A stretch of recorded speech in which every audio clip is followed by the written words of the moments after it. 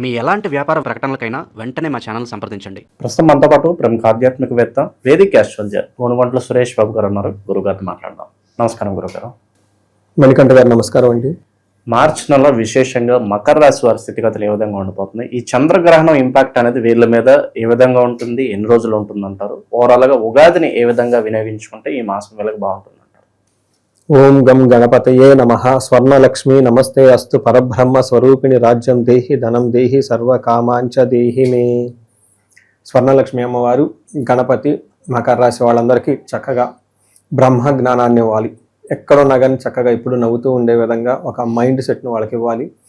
వాళ్ళందరికీ రాజ్యం దేహి విపరీతమైన ఒక అధికారం, పవర్ని, స్టేటస్తో పాటు ధనం దేహి విపరీతమైన ధనాన్ని, లెక్క పెట్టలేనంత ధనాన్ని ఇవ్వాలని, అంతేకాకుండా సర్వకామార్థ సిద్ధి, ఈ రాశి వాళ్ళు ఏది కోరుకుంటే అది అమ్మవారి ఇవ్వాలని చెప్పేసి మనం ఈ యొక్క మంచి పవిత్రమైన ఈ మార్చి మాసంలో మంత్లో మనకి ఎంటర్ అవుతూ ఉన్నామండి. మీరు చెప్పినట్టుగా రెండు ముఖ్యమైన, ఒకటి గ్రహణం, రెండోది వచ్చేప్పటికి ఉగాది స్టార్ట్ అవుతూ ఉంటుంది. ఇంకోటి అంటే రెండు ప్లానెట్స్ కూడా మారుతూ ఉన్నాయండి. అవి సూర్యుడు అని చెప్తారు, రెండు వచ్చేప్పటికి శుక్రుడు. ఈ రెండు గ్రహాలు కూడా మారుతూ ఉన్నాయి అనమాట. టోటల్గా వీటి యొక్క ఇంపాక్ట్ మనం ఏంటి తెలుసుకోబోయే ముందు మకర రాశి వాళ్ళకి ఉత్తరాషాఢ 2, 3, 4 పాదాలు, శ్రవణం 1, 2, 3, 4 పాదాలు, ధనిష్ట 1, 2 పాదాలంతా ఇందులో ఉంటుంది. పేరు బలం కనుక మనం చూసుకుంటే వీళ్ళకి జో, జా, జీ, జో, జే, కా, గా, గి అనే లెటర్స్ అంతా కూడా ఈ పేర్లు, వాళ్ళ ఫస్ట్ లెటర్ వాళ్ళ పేర్లో కనుక బాగా పాపులర్ అయిన పేర్లు ఉంటే వీళ్ళకి మకర రాశి కింద వస్తారు.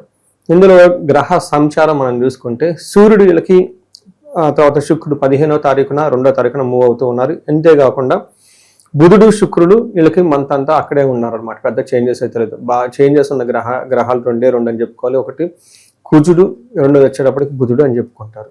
మన ఈ గ్రహస్థితిని చూసి మనకి సూక్ష్మ గోచారం, లఘు గోచారం అని మహర్షులు సంస్కృతంలో చెప్తారంటే గ్రంథాలు, అంటే ఏ విధంగా మనం ప్రిడిక్షన్ చేయొచ్చు, ఈ గ్రహాలని అనుసరించి ఏ విధంగా ఫలితాలు ఉండబోతుందని మనకు వాళ్ళు చెప్తూ ఉంటారు. అందులో ఒక పద్ధతి ఏంటంటే సూక్ష్మ గోచారం, లఘు గోచారం అంటారు. దీని ప్రకారం వీళ్ళకి ధనం వచ్చే అవకాశం ఎక్కువగా ఉంటుంది. రెండోది లక్ష్మి, సక్సెస్ వచ్చే అవకాశం కూడా ఎక్కువ ఉంటుంది. తర్వాత వీళ్ళకి కుజుని వల్ల ధనాన్ని కోల్పోయే అవకాశం కూడా ఎక్కువ ఉంటుందని గమనించాలి. బుధుని వల్ల శ్రేయం, ఫైనాన్షియల్ గెయిన్ ఉంటుంది, అంటే ఫైనాన్షియల్ ట్రాన్సాక్షన్ చాలా ఫాస్ట్ అవుతూ ఉంటాయి. శుక్రుని వల్ల విభూతి, ఆల్ రౌండ్ ప్రాస్పరిటీ ఉంటుంది. అంటే ఓవరాల్గా ఒక కుజుడు ఒక ధనాన్ని మన కోల్పోతే అవకాశం ఎక్కువగా ఉంటుంది. కానీ మిగతా అన్ని విషయాలు చాలా చక్కగా బాగుందని తెలుసుకోవచ్చు. అందులో మనకి వచ్చే శ్రీ పరాభావనామ సంవత్సరంలో బాగున్న రాశుల్లో మకర రాశి, ఈవెన్ లాస్ట్ ఇయర్ కూడా బాగున్న రాశుల్లో ఇదే అని నేను చెప్తూ ఉన్నాను. వీళ్ళకి పెద్ద ఇబ్బందులు, ఎక్కడ ఛాలెంజెస్ అయితే ఉండవు వీళ్ళకి. ఎందుకంటే అంత పెద్ద ఇబ్బంది పెట్టి శనేళ్ళకి అనుకూలంగా ఉన్నప్పుడు, రేపు గురువు కూడా అనుకూలంగా ఉన్నప్పుడు ఈ రాశి వాళ్ళకి ఇంకా పెద్ద ఛాలెంజెస్ అయితే ఏమీ ఉండవు. వీళ్ళకి సూర్యుడు మంచి పొజిషన్లోకి వస్తున్నారండి. ఎలా ఉంటుందంటే సూర్యుడు కనుక 3వ స్థానంలో ఉంటే ఆరోగ్య, నిత్య సంతోషం, బంధుమిత్ర సమాగమ, అర్ధలాభ, పుత్ర సౌఖ్యం. ఈ టైంలో ధనలాభం ఉంటుంది, పుత్రుల ద్వారా లాభం ఉంటుంది, బంధుమిత్రులతో కలుస్తూ ఉంటారు, నిత్యం సంతోషంగా ఉంటారు అని చెప్తూ ఉంటారు. అయితే తీర్థయాత్రలు చేయాలనుకున్న వాళ్ళకి ఫాదర్ లాంటి ఫిగర్స్ అంటే ఇంట్లో వాళ్ళ నాన్నగారు, మామగారు ఎవరైనా ఫాదర్ ఫిగర్స్ ఎవరైనా ఉంటే వీళ్ళకి కొంచెం హెల్త్ జాగ్రత్తగా చూసుకోవటం చాలా ఇంపార్టెంట్. మనకి నెక్స్ట్ ఇంకొక గ్రహం వచ్చేటప్పుడు కుజుడు వీళ్ళకి 2వ స్థానంలో ఉండటంతో ఇది కొంచెం ఇబ్బంది పెట్టే విధంగా ఉంటుంది అని చెప్తారు. ఏ విధంగా అంటే అసత్వం, సతతం క్లేశ, సర్వకార్య వినాశం, సదా దుర్జన సేవ, సంపర్క, భీతి స్యాద్ ధనకే కుజ అంటారు. అంటే 2వ స్థానంలో కుజుడు ఉండటం వల్ల వీళ్ళు చాలా రఫ్గా మాట్లాడుతూ ఉంటారు. సర్వకార్య వినాశనం, ఏదైనా కనుక పని చేస్తే అందులో ఆటంకాలు వచ్చేసి ఆ పని అంతటి ఆగిపోయే అవకాశం ఎక్కువగా ఉంటుంది. సదా దుర్జన సేవ, సంపర్క, ఇది బాగా ఇంపార్టెంట్. మకర రాశి వాళ్ళు మీ టైంలో ఆల్ బ్యాడ్ కంపెనీ పనికి మన వాళ్ళంతా వచ్చి చేరేసి మిమ్మల్ని అది ఇది పెట్టి క్రాస్ ప్రోగ్రాంలు పెట్టి తీసుకెళ్లే వాళ్ళు ఎక్కువ ఉంటారు. కొంచెం జాగ్రత్తగా ఉండాలి. అసత్వం అంటే ఒంట్లో ఉన్న కొంచెం టైర్డ్నెస్ ఎక్కువగా ఉంటుంది ఈ టైంలో. ఇది ఒక్కటి మాత్రం గమనించుకుంటే చాలు, మిగతా అన్ని విషయాల్లో బాగుంటుందని చెప్పవచ్చు.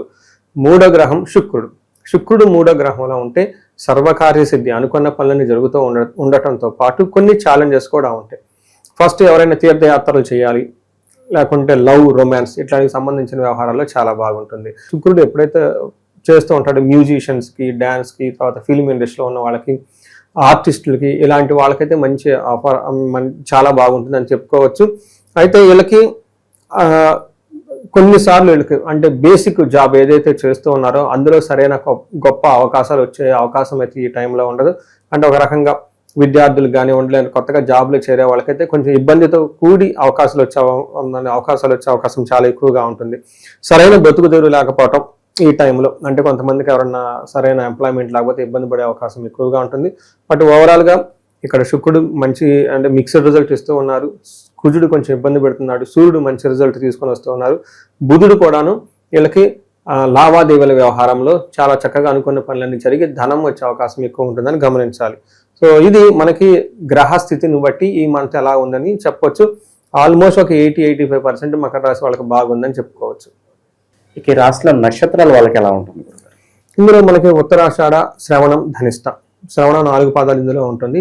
ఉత్తరాషాఢ నక్షత్రానికి ఐశ్వర్యప్రదంగా ఉంటుంది, జయప్రదంగా ఉంటుంది, ధనలాభము, విశేషమైన ధనలాభం ఉంది. సో వీళ్ళు జాక్పాట్ అనుకోవచ్చు ఈ నక్షత్రం వాళ్ళు.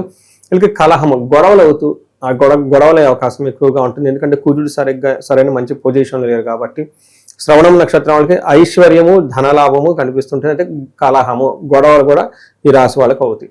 తర్వాత ధనిష్ట నక్షత్రం వాళ్ళకి ఐశ్వర్యవంతంగా ఉంటుంది, ధనలాభం ఉంటుంది, సంపదలు ఉంటుంది, ధనలాభం ఉంటుంది. మార్చి 20th వరకు కుజుని యొక్క ప్రభావంతో అనుకున్న పనుల్లో బాగా స్లో ఉంటుంది, మరణ తుల్యం అంటారు. అంటే వీళ్ళు చేపట్టిన పని ఏదైనా ఉంటే మధ్యలో ఆగిపోతుంటుంది, ఇబ్బంది పడుతూ ఉండే అవకాశం ఉంటుంది. లాస్ట్ 10 days గొడవలు అయ్యే అవకాశం ఉంటుంది. ఈ గొడవలు కూడా భూమికి సంబంధించి బ్రదర్స్ సంబంధించిన వ్యవహారాల్లో గొడవలు పడే అవకాశం ఉంటుంది.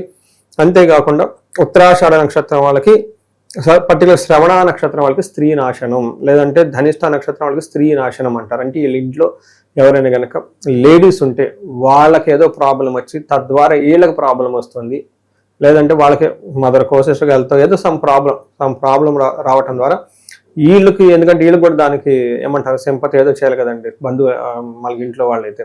అందుకని వీళ్ళకి తద్వారా సెకండరీ ఒపీనియన్లకి వీళ్ళకి కొంచెం ఇబ్బంది పడే అవకాశం ఉంటుంది. ఇది ఓవరాల్గా చూసుకుంటే కొంచెం ఒక 20% ఛాలెంజింగ్గా ఉంది, 80% వీళ్ళకి అనుకూలంగా ఉందని మనం చెప్పుకోవచ్చు. అయితే జ్యోతిష శాస్త్రంలో ఏం చెప్తారంటే భంగాలు అంటారు. ఒక్క గ్రహం బాగున్నా కానీ మిగతా గ్రహాలు సరిగా లేకపోయినా కానీ వాటి యొక్క ప్రభావం ఈ ఒక్క గ్రహము కాపాడుతూ ఉంటుందని చెప్తారు. వీళ్ళకి మేజరు సూర్యుడు అనుకూలంగా ఉన్నారు కాబట్టి, బుధుడు అనుకూలంగా ఉన్నారు కాబట్టి, శని మెయిన్ వీళ్ళకి బాగా ప్రొటెక్షన్ అనుకూలంగా ఉన్నారు కాబట్టి ఈ మంత్ అంతా వీళ్ళకి చక్కగా ఉంటుందని మనం తెలుసుకోవచ్చు. ఇక విశేషంగా మరి ఎలాంటి పరిహారాలు బాగుంటాయి అంటారు? ప్రత్యేకంగా విద్యార్థులకు సంబంధించిన పరిహారాలు అంటే తెలియజేయండి. ఫస్ట్ మనకి గ్రహణం సందర్భంగా వీళ్ళకి స్పెషల్ నోట్ ఏంటంటే వీళ్ళకి మానసిక ఒత్తిడి ఎక్కువగా ఉంటుంది. రెండోది బాధ్యతలు విపరీతంగా పెరుగుతాయి. మకర రాశి వాళ్ళు కనుక ఎవరైనా కనుక ఉంటే వాళ్ళ స్థిరత్వం ఉంటుంది, కానీ బాధ్యతలు కూడా పెరుగుతూ ఉంటుంది. మానసిక ఒత్తిడి చాలా ఎక్కువగా ఉంటుంది, అలజడి ఎక్కువగా ఉంటుంది వీళ్ళకి.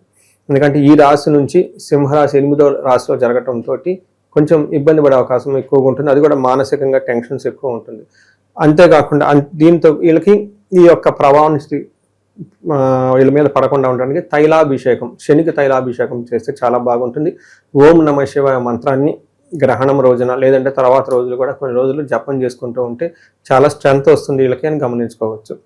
తర్వాత మీరు రెమెడీస్ ప్రకారంగా చూసుకుంటే కుజుడు వీళ్ళకి సరిగా అనుకూలంగా లేకపోవడంతో సుబ్రహ్మణ్యేశ్వర స్వామి అష్టకము లేదా మానసాదేవి స్తోత్రము, లేదంటే మనకి జంట నాగులు మనకి గుళ్ళలో ఉంటాయి అన్నమాట, అక్కడ అభిషేకం చేసిన కొంచెం వీళ్ళ చేతితో అట్లీస్ట్ నీళ్ళతో మనకి అభిషేకం చేసిన పూజ చేసినా కానీ బాగా కలిసి వస్తుంది. అక్కడ కొంచెం టైం స్పెండ్ చేస్తే బాగుంటుంది. ఇవి కాకుండా వీళ్ళకి ఇండివిజువల్ జాతకంలో చూసుకొని ఇంకా ఎక్కడైనా మన దోషాలు ఉన్నాయా, ప్రాబ్లమ్స్ ఉన్నాయా, దాన్ని తెలుసుకొని పరిహారాలు చేసుకుంటే చాలా బాగుంటుంది. ముఖ్యంగా ఇలా ఏజ్ 35 to 45 ఉండి మకర రాశి అయ్యి ఉండి ఇబ్బంది పడుతున్నారు, అదేంటో తెలవదు అంటే 35 to 45 ఎందుకు తీసుకున్నానంటే ఒక రీసెర్చ్ గ్రూప్ లాగా. ఎందుకంటే వాళ్ళకి చదువుకొని ఉంటారు, 10 years experience, 10 years strict experience అంటే ఖచ్చితంగా ఒక బాస్ అయ్యి ఉంటారు, అంటే ఒక మేనేజర్ లెవెల్లో ఉండి ఉంటారు. సడన్గా మరి ఇప్పుడు ఎందుకు ప్రాబ్లం వస్తుంది, ఇది అర్థం కాని క్వశ్చన్. మనకి మిడ్ లైఫ్ క్రైసిస్ అని పక్కన పెడతారు టైటిల్, కానీ జ్యోతిష శాస్త్రం 10 అడుగులు ముందుకు వస్తుంది, డీకోడ్ చేస్తుంది అనమాట. ఎందుకు ఉంది, ఎక్కడ శాపాలు ఉన్నాయి, ఎక్కడ గ్రహ దోషాలు ఉన్నాయి, వాటిలో ఎక్కడెక్కడ బ్లాకేజెస్ ఉన్నాయి, దానికి రీజన్ ఏంటి, వీళ్ళ మిస్టేకా వీళ్ళ యాన్సిస్టర్స్ మిస్టేకా, అవన్నీ తెలుసుకొని ఆ యొక్క పరిహారాలు కనుక చేసుకుంటే ఆ దోషాలన్నీ పోయేసి జీవితం 10 రెట్లు ఖచ్చితంగా ముందుకెళ్ళే మంచి ఫేవరబుల్ కండిషన్లో ఉన్నారు ఈ మకర రాశి వాళ్ళని తెలుసుకోవచ్చండి. ఓవరాల్గా మకర రాశి వాళ్ళ పరిస్థితి ఏ విధంగా ఉంటుంది, ఈ మాసం అనేది మంచి విశ్లేషణ అందించారు. ధన్యవాదాలు. ధన్యవాదాలండి.